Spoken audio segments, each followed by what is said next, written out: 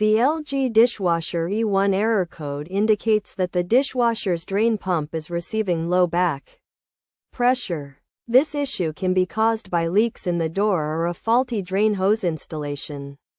To resolve the problem, start by checking for leaks around the door. Turn on the dishwasher and water supply. Then look for seepages and droplets around the door.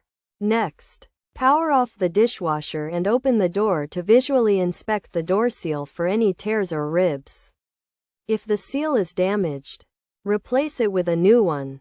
If the issue persists, check the drain hose installation by ensuring the end of the hose is about 1 foot from the dishwasher's base and inspecting for kinks, which should be straightened out.